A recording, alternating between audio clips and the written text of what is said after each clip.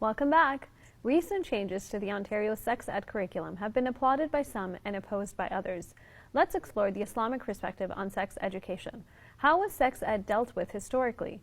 What concepts are important to teach children and why? Joining me to help answer some of these questions is Farah Marfatia, principal of Main Gate Islamic Academy. Farah is also developing 2 key documents to help Muslim parents and educators understand sex ed. Before we begin, please note that we will be discussing mature themes. Parental guidance is advised. Welcome to the show, Farah. Thank you. I'm so excited to be here. We're really excited to have you on as well. So let's get started. Can you tell me, is there such a thing as Islamic sexual education to begin with? Yeah, totally. Right? Like if you look at the books of fiqh, they're filled with it, right? If you look at the questions that Prophet sallallahu alaihi wasallam was asked, you see that he was asked questions even by women, right? So a woman, for example, approached the Prophet sallallahu alaihi wasallam and said, if I have a wet dream, do I have to perform ghusl? And the Prophet sallallahu alaihi wasallam said yes. And can you just define for non-Muslim viewers, when you say ghusl, what is that? So ghusl would mean bathing yourself. Okay. Afterwards. Okay, so these are general, the topic of sexual education is something that we know historically has been something that's been discussed and taught. Absolutely, right? And even when you read the Quran, and you're reading the surahs of the Quran, you see that, Allah has described relationships between men and women in marriage, procreation, etc. So absolutely, I think that there is such a thing as Islamic sex education. Perfect. So from your perspective, what are some of the topics that you think kids need to know and at what ages? And we know that the revised curriculum just came out, and one of the biggest criticisms it's receiving is this whole notion and sense of age appropriateness. So I guess from your perspective, what are some of those topics that you think need to be taught? So I think that when this curriculum comes out, age appropriateness kind of goes out the window, right? So we have to remember that 80% of our Muslim kids are in public schools. So we need to start talking to our kids about everything that is going to come up in the curriculum, period, right? So we can approach this from an Islamic perspective. What do we think Islamically is age appropriate? Or what do we think is age appropriate now, right? And given the curriculum, I think that every parent should look at, for example, grade 1, right? Don't look at the whole document, it's huge, right? You want to look at the grade 1 section, you want to look at what they're going to be talking about, so they're going to be talking about private parts. So then you want to talk to your kids about private parts. And, they're going to be teaching the real words, so penis, vagina, and those are not like common terms that you like throw around, right? Yes. But what I would tell parents whose children are learning these terms in school is when you're, first of all, tell your child beforehand what they're going to be learning in school. Teach them the terms themselves.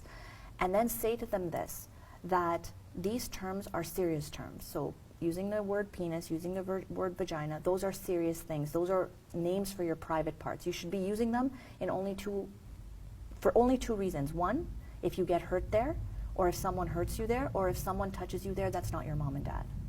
And other than that, any other time you happen to want to throw around this word, honey, use private part. Yes. Well, or use private part. Definitely. Right? From an Islamic perspective, it's interesting. So a lot of people think that teaching terminology at grade 1, this terminology at grade 1, is not appropriate. But if you look at it from an Islamic perspective, there's nothing in Islam that says you can't teach it.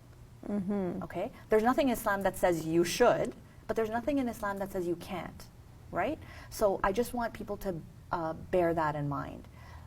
With the new curriculum, I think that it's imperative that parents teach their kids before the teacher teaches them. I know they teach a couple of topics: puberty, reproduction, homosexuality, gender identity, and also consent and sexual activity. Now, my question for you is so you said we should approach all of these topics. Yeah. My question about consent and sexual activity, now is this a topic that's necessary to teach? And given the reason I ask this is because Islam is an abstinence-based religion. So the other question you might get is this a topic that's even necessary for us to teach our Muslim kids? So what do you say to that? Okay, that is a very interesting question.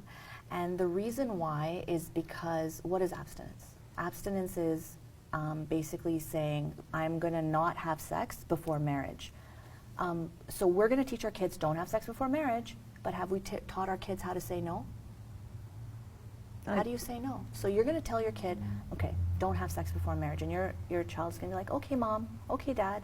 then they're going to go to school and they're going to get into a situation because you're not there. They're going to be at a party, or they're going to be like, you know, with other kids, even in a school environment, right? And someone may be pressuring them to do something or whatever. Have you taught your child how to say no? No, you haven't. So consent is agreeing to do something or not do something. In my mind, consent basically means if you teach your child consent, as a Muslim, you should teach them how to say no.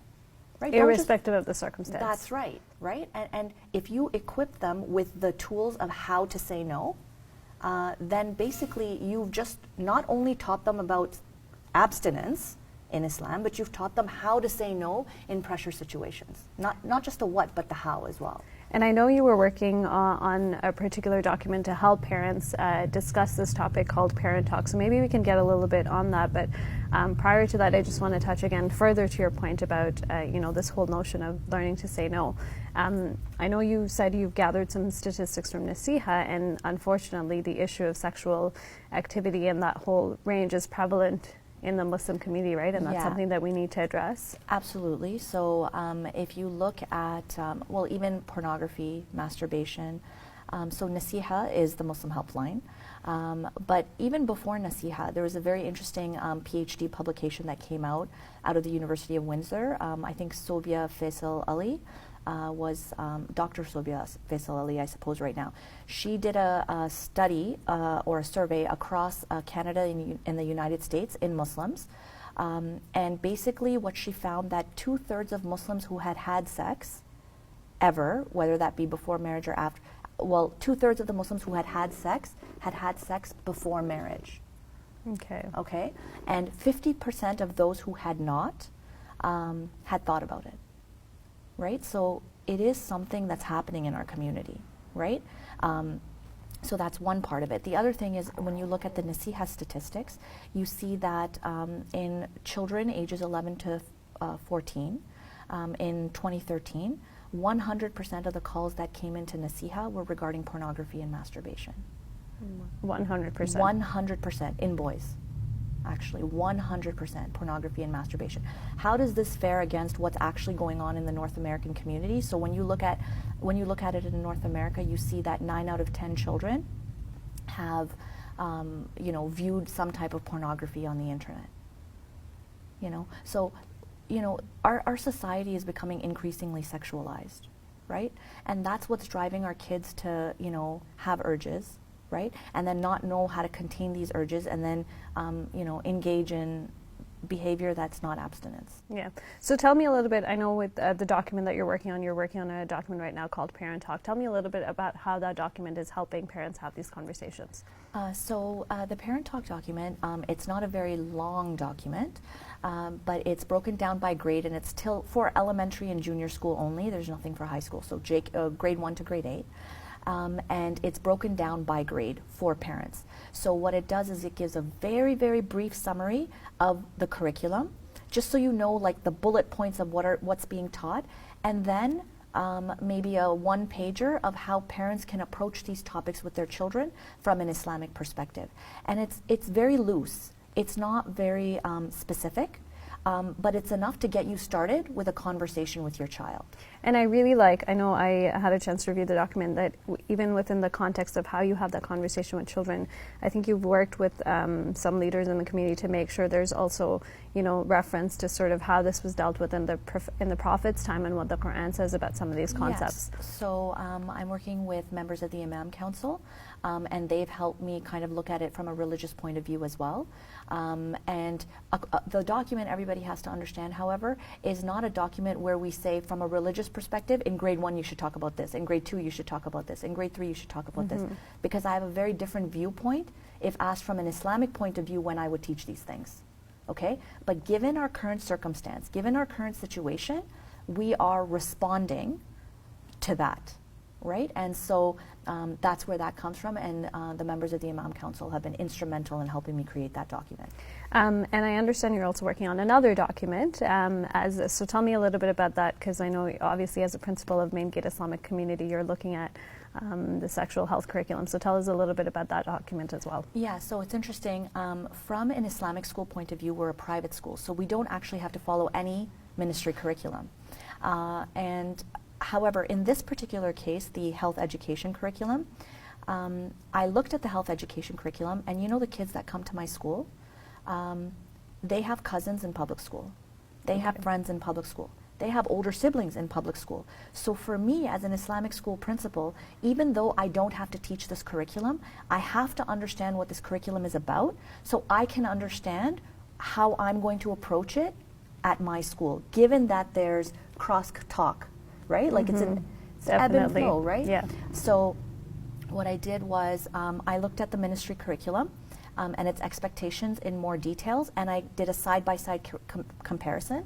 And I actually created expectations from an Islamic perspective as well. And this is a document now, not for parents, although parents can access it and use it if they choose to, but more for Islamic schools, should they choose to use it, more for masajids, if they want to kind of address what's going out or what's going on in terms of the curriculum in the public school system. And when are both of these documents going to be publicly released so people can access it? Yeah, so it's actually completely done. It's even been it just needs to be fine-tuned, and it's gone for its last look-see to the imams that are helping me work on this. Perfect. And once they give it their stamp of approval, then we're going to release it. Not sure on what forum yet, but it'll be a forum hopefully that has the most reach. I know we talked about some of these topics in general, but I want to get your perspective on some of the topics that are causing a lot of stir within the community. So how do you approach the discussion of masturbation? Because that's something that's You said the word masturbation. Because that's something that's in the curriculum, and I know that's creating a lot of conversation. So I was wondering if you could give your insight on that. Sure. So masturbation is actually not an expectation in the curriculum. So the curriculum has two things in it. It's the expectations teachers must teach, and then teacher prompts. Teachers can teach if there's a question in the classroom. So the expectation, just to be clear, so the expectation is what's mandatory, and Absolutely. the teacher prompts are up to the discretion of the teacher whether they want to use it or not. Yes, exactly. Okay. So masturbation is covered as a teacher prompt. So in the event that there's a question in the classroom, then the teacher will answer a question about masturbation. So the perspective from an Islamic point of view in terms of masturbation, if your child has a question about anything, masturbation, I mean any wild thing, I would never suggest lying to your child about it. I would say that you should have an open discussion about it with them from an Islamic point of view. From an Islamic point of view, masturbation is not something that's permissible within Islam, but there is differences of opinion on this particular topic. So for example, some ulama say, or some religious leaders say that that masturbation is not permissible. Other religious leaders say that if masturbation is what's going to keep you from engaging in sexual activity before marriage, then in that event it may be permissible in moderation. So the lesser of two evils. That's right. Alternatively, if you do have an urge, there is a hadith of the Prophet to kind of curb that sexual appetite to fast. Okay, so these are things that are covered in the Parent Talk document, also in the Islamic curriculum that we're putting together. So that's what I think from an Islamic point of view regarding masturbation. I think that's very helpful. Okay, what about oral and anal sex? Yeah, the gloves are off I today, just right? Gotta ask all of them. Yeah, all of them. Okay, so oral and anal sex, remember the expectation versus the teacher prompt? Yes. Again, oral and anal sex come in as part of a teacher prompt. And I've been hearing things in the community that they're going to be teaching what oral sex is and what anal sex is. Really, the way they're going to be teaching oral and anal sex is they're not going to be teaching it at all unless someone in the classroom asks a question. Okay, so it's not even part of the expectation. No, it's not. It's not part of the expectations. It's a teacher prompt.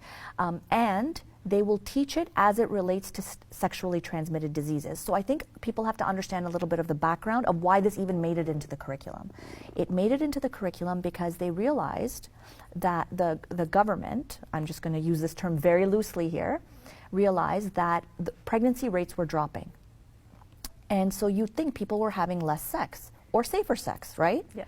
Well, what ended up happening was that they noticed that there was an increase in sexually transmitted diseases or sexually transmitted infections, STDs, STIs. So they're like, hey, what's happening here? And what they noticed is that kids, students, they don't have money for contraceptives. they were engaging in alternate forms of sexual activity, such as oral and anal sex, to prevent pregnancy, which was leading to a lower pregnancy rate, but a spike in STDs. And that's why it made its way into the curriculum. From an Islamic perspective, this is one place where I cringed when I saw oral and anal sex, because in Islam, you know, it's one thing. Look, you have to teach your kids, abstain from sex, don't have sex before marriage. And then, so that covers the oral and anal sex part of it if they learn it. But now, you know what? You have to go one step further as a parent. You have to say, by the way, when you get married, and it is halal and lawful for you to engage in sexual activity, by the way, anal sex is completely prohibited in Islam. You cannot have anal sex. You know, and so you have to go that one step further. And I guess the right age is, I mean, leave it up to each parent. And I guess if your child asks you for it, about it, then. Absolutely. Like, if they're going to teach it in the curriculum, again, that age appropriateness, you got to ask, like, it's like that argument is gone. Yeah. Unfortunately. Okay, the final one, gender identity. Gender identity. Also a hot topic. So, you know what I really want to communicate? I want to communicate that as Muslims, we don't hate anyone, okay? We're not homophobic. We have to be just, okay? And, you know, there's a hadith of the Prophet which says that Muslims are those people from whose tongues others are safe. Okay, and so we have to kind of listen to that, hear that, and you know, follow that. So what I would say is that in terms of gender identity, to explain gender identity to your child, because at grade 1 children are learning 2 moms and 2 dads, so you're going to have to explain that to your child. And that's an expectation? That's an expectation, okay. And that's an expectation that you cannot opt out of, because it's against the Ontario Human Rights Code. Okay, so even if you opt out of the sex ed curriculum, you cannot opt out of the 2 moms and 2 dads conversations. You will have to have this conversation with your children. By the way, it's already happening in schools. Don't wait for the curriculum. Ask your child. They already know about it. They started this back when Bill 13 came out, which is creating safe and accepting schools. So the way you would want to talk to them is, you know, Allah created, what were the first 2 creations of Allah, right? Adam and Eve. Adam and Eve. Why? For creation? For creation. Yeah. We needed to populate the earth, right? So a mom marries a dad so that we can have children, right? And a mom and dad can get married, right? Now we live in this community and we live in this society, right? And so we have different values and ideals than other people may. So you might see that there's a child who has 2 moms and there's a child that has 2 dads. And that's, you know, that's their values, that's their belief. What they do in their private life is none of our business. Just like what we do in our private life is none of anybody else's business, right? What mama and daddy do and what their 2 moms do is none of our business, right? But we don't hate anyone, you know? And you know the behavior, the urge is something that exists, okay? It even exists in Muslims. So if you look back at the Nasiha data that I was talking about, in adults 31 and over, 13% of Muslim adults who called in 2013 to Nasiha had questions about their sexual orientation. You know, so the urge exists, and it has existed since the time of Lut, right? So it's not the urge that we have that there's a problem with. It's just that we don't engage in the behavior, right? We don't engage in the act, right? And that's something for, I guess, at the higher levels if you want to teach your kids. But at the lower level, you can just create it. You can just talk about Adam and Eve. Simple. Keep it simple, you know? It's a very complex topic, you know? And I suggest parents really look into it, learn about it themselves, and then pick a very gentle way of talking to their kids about it. This was very helpful. Thank you so much, Farah. Yeah, no problem. Thank you.